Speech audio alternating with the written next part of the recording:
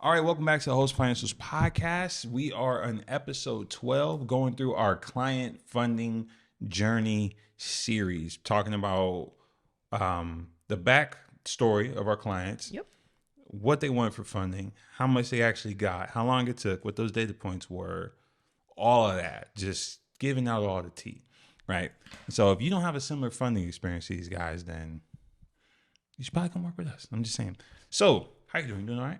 I'm doing good. Okay. How are you? I'm doing good. Doing good. Let's talk about our guys today, Ricardo and Juan. Ricardo and Juan. Yeah. Nice. What industry are they looking for funding for? What industry are they in or trying to get into or are they in? Yeah. So Juan is in the Air Force. Nice. Shout out to Thank you for your service. Air Force. Love.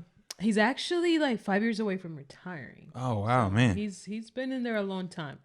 And then Ricardo, he's in sales. Nice. They currently have an Airbnb already up and running in Vegas. Nice.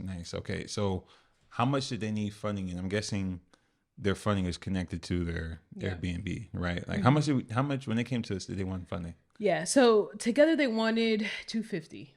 Okay. Which is doable, but you're gonna have to need a really, really strong credit profile for that. Mm-hmm. But it made it also a little easier because we got both of them. Yes. And they both have really good credit. 250 from one profile is it's doable, but it is doable. We're gonna have to make sure the credit looks pristine and a lot of age and all if that. you want anything above 250, you're probably looking more like a revenue based loan or like a term loan or a line of credit, which we can do bank as well. statement loan, line of credit, yes, 100%. Yeah. But yeah, they are in the Airbnb space already. Cool. But they kind of want to expand their real estate portfolio. Nice. And you said they have an Airbnb in Vegas. Yeah.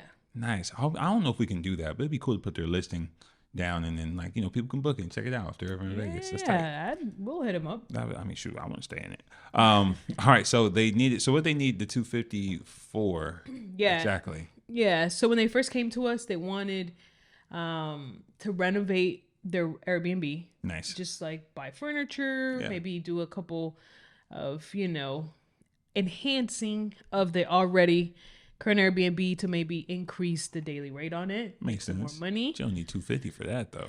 Yeah. So I think they had their numbers were way too high. They didn't think they needed. Well, if that was all that they're doing, that's way too much money just for a renovation Airbnb. Yeah, no. So they also wanted to spend about, I think, $40K on a real estate program that teaches them the ins and outs of fix and flipping because they wanted to expand into that. So they needed that. $40K for that program? $40K. Dang, boy, you better be. I made sure. I mean, it's probably a great program. Yeah. I mean, I made sure to ask them when they told me that's what they wanted, and I was like, obviously a little bit hesitant to. Okay, but I was like, do you guys know them? And they're like, yeah, we went to their seminar. We love them.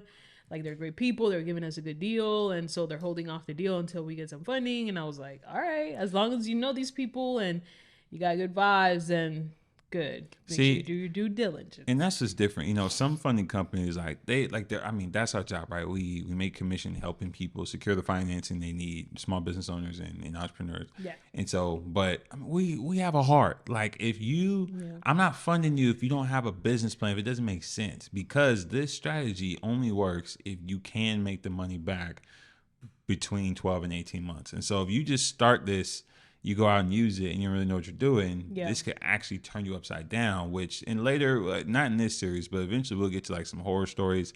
There's a Capital One kid in New York that we're going to have to talk about at some point. But so it sounds like they wanted to buy a course from somebody that was reputable and they were going to teach them the ropes. They need $250K, and probably some of that had to do with like maybe even potentially getting their own flip. Exactly. Right? So the goal was to buy flips to buy some distressed properties. Gotcha. And probably put down the 10% for the down payment that most hard money lenders would ask, and then obviously use the rest of the funds from the funding we got them to renovate the property, 40K, 50K, whatever it is that it would take. So they wanted to renovate their Airbnb and then increase their real estate portfolio. Okay, that makes sense. And you need capital because, you're chasing deals or deals pop up and you need to make sure you have the cash on hand, or you don't want to be over leveraged. Yeah. You go the traditional lending route. You got to wait for one deal to completely close for you to do another one. Doing this strategy, you have like a 0% interest capital system that you have access to tap in anytime, especially in real estate.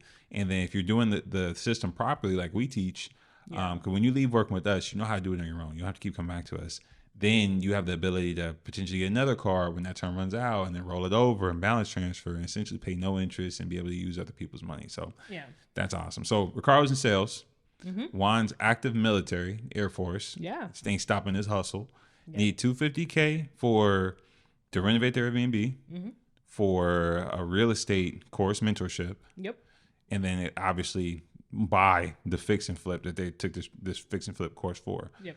Okay, so what banks did we take them to? I know like Chase is always somewhere on the list sometimes, but not always. What banks and what products did we go after for them? Yeah. So let's start off by saying that both of their credit profiles were like perfect. What does perfect pristine mean? Okay, perfect. I mean, their age is beautiful. So like 5 years and above. They've had credit for a long time. That's what that means. Okay. They've never missed a payment. They don't have a collection. They don't have anything absolutely derogatory, like no blemishes. Yeah. Like a brand new baby. Yep. But with a lot of age. Yeah. Baby.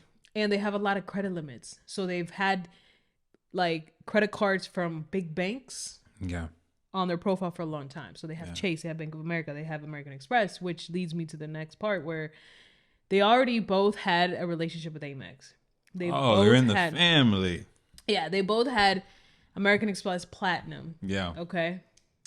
Now, Juan most likely got the Platinum because there is no annual fee if you're in the military. Most people don't know that. Yeah.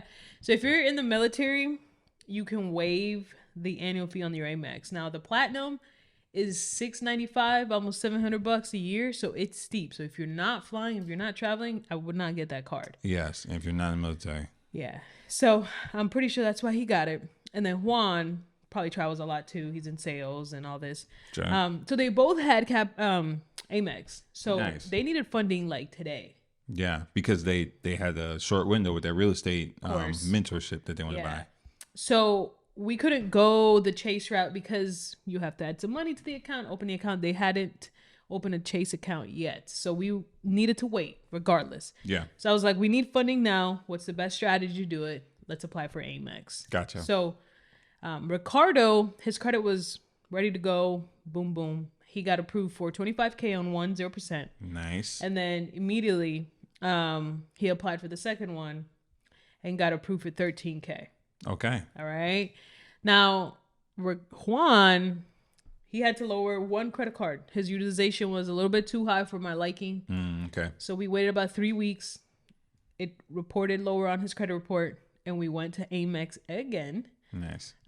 He got 25. Nice. And then we applied for the second 0%, and he got another 25. So essentially, Juan got 50, and then Ricardo got 25 and 13. Nice. So altogether, they got what, like 82, 83? 83, yeah. Just Amex. That's awesome. We didn't even get a chance to go to Chase. Yeah, which, I mean, eventually. Oh, yeah, they would have got a big bag. Each 75. We're already at the 250 if anything. Yeah, for sure. But after we got all the Amex, they came to me and said, hey, we know we wanted 250, but things have changed. We're totally fine with what we got right now.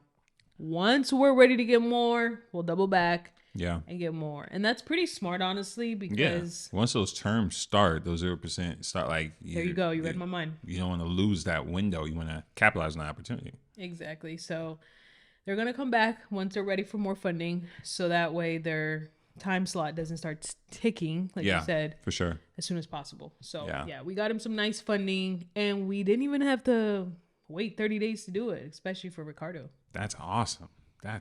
Yeah. So, I mean... And utilization, honestly, is the thing that normally slows up the process, to be honest. But it's beautiful that they had a solid credit profile. That's kind of rare, to be honest. It's rare to see. Yeah. So when you do see it, you're like, we can do some really good damage. Now, by the time, like, obviously we work with you to get your credit like right. And if you're listening to this because you're trying to DIY it, you're looking around, like, and we also can help with that. If you're struggling with credit, we're going to drop our DIY credit repair software. It's completely free. All you got to do is keep your credit report active. And so be on the lookout for that. That'll be in the link in the description below. But we're super excited to like offer that software and that service because credit repair can be kind of expensive. Yeah. And you don't know if you'll actually get results. You're kind of gambling. So we're excited to have that and then walk people through it, connect it to the community, things like that. So man, that's awesome. So they wanted 250, but they got 83 and they're like, all right, we got this funding pretty quick. Cause I know the initial thing they needed was to pay for that mentorship. Exactly. And they got that off the bat. Yeah. Then you got to learn everything in the mentorship and then you go out. Yeah. And buy the properties. Yeah, exactly. And so and since we've gotten funded, like, have they gone out and acquired any properties yet? Yeah, actually, Juan sent me a message the other day telling me that he's buying a property in Tennessee. Nice. So, love to see it, man. Yeah, they bought the course. Okay. They bought their first fix and flip in Tennessee. Mind you, they live in Vegas. So this is a complete, like, how do you call it when you're in another state and you buy in another state? Long distance. Distance around. And they're on and popping. That's awesome. Dang, that's super cool, man. I love that.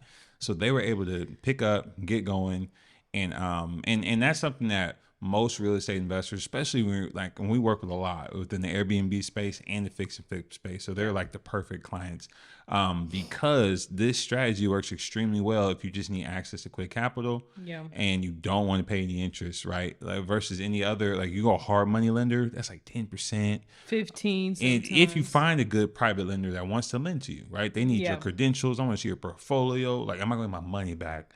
So this is super cool because it's almost like a hack for a lot of fix and flippers and real estate investors, which is awesome. Yeah, absolutely. And so also we taught them how to buy the homes under their LLC. So like moving forward, you don't want all these like hard money loans and mortgages on your personal credit as that will obviously impact your DTI, debt to income ratio. So if you can, differentiate and put all these properties under your LLC, even better. Yeah. That's awesome. Man. And so if you're in real estate and you're looking for ways to access capital or have a guaranteed capital system so that you can scale your portfolio, you don't miss out on any deals, you don't over leverage yourself, right? If it's under your name, reach out to us. We work with a ton of fix and flip and Airbnb hosts, and we love to help you secure the funding that you need to scale and grow your business. So absolutely, that's awesome. All right, so that's Juan and Ricardo's story. If you're in real estate, if you have any questions, feel free to reach out.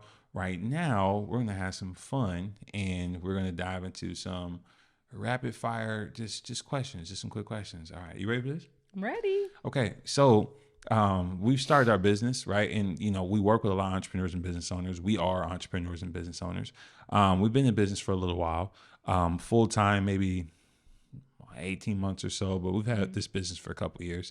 What's one piece of advice you wish you had when you started? Yeah, I think learning time management and being able to block out things on your calendar. Okay. For productivity or? Yeah, productivity, and just know what needs to be prioritized. Not everything's a priority. Yeah. Sometimes I get sidetracked doing things because I find them fun. Yes. But that's not really productive. Not making you money. Exactly. So fun sometimes doesn't equal money. No, it don't. So it's got to make money. Most of the things that make you money are pretty boring. Yeah. And they take a lot of like focus and just sitting down. Yeah. So they're not attractive. Yeah. So if it's one thing I could, have learned sooner before coming in is just really knowing how to prioritize your time and the things that matter the most at the top. Yeah. But essentially it should be fun, right? Working for yourself should be fun. It should be joyous, and being able to also take time off to relax and reap the benefits of your hard labor. That makes sense. Okay. Are you ready? Yep. What you got for me? Okay. If you could swap business. Ooh, business. Talk about that business. Swap that business. Sorry, it's my Spanish accent peeking through sometimes. Please tell me I get that reference. Sorry, go ahead. If you could swap business with any other entrepreneur in any other industry, what would it be? I've answered this before, and I said like BA. If I swap business, if I swap business, like, am I just trying it out, or do I have to keep it running and keep it alive? Nah, you just trying it out. Like, get in their shoes for a week. Got you. Yeah. All right. I would probably do Airbnb, to be honest. Why? I feel like it's just cool, like bounce around. At the same time, I feel like it, like cleaning up after guests sucks, and customer service and all that sucks. But I like the idea of being connected with people's travel stories, like playing a role in that, and like that's true. Like connecting with people, because I mean, you can be as personal and hands off as you like, or you can be as like. I remember I went to a wedding out in like Joshua Tree a long time ago, and the Airbnb hosts they rented a room in their house. And it was a super nice guy, and it was really cool because like they left like a note on the bed, and it wasn't like a hey, welcome to your luxurious stay. It was like, hey, I'm Carl. Here's the Wi-Fi. Like, I'll make breakfast in the morning. If you want to eat with me, you can. I was like, that's sick. So you're like I want to eat with you, Carl. Yeah, like now I don't want people living in my house. That's not the kind of host I'm trying to be. But to be able to have some type of personalized experience with people, and like to know that the property you have doesn't just, it's not just a place that they slept. It was a part of the vacation. It was a part of the highlight and the memory of the trip. That's good. That's good. To me, that's super cool, because I know how cool it is being on the receiving end of that. Yeah. So it would be cool to, to know if you stayed at an Austin property that you're like, oh man, did you get the, the special M&Ms? I mean, not drugs, guys, but like, did you get the cool thing or truck, or did he do this thing? Do you have somebody come by? Like that that type of stuff, I think is awesome, especially if you're a real tourist from out of town. Like, I feel like that'd be really cool. Yeah, absolutely. Thanks for sharing that. Yeah. So that's it for today, guys. We look forward to seeing you in the next one. We'll continue our client funding journey with our next client in a completely different industry. So till then, see you in the next one. See you guys.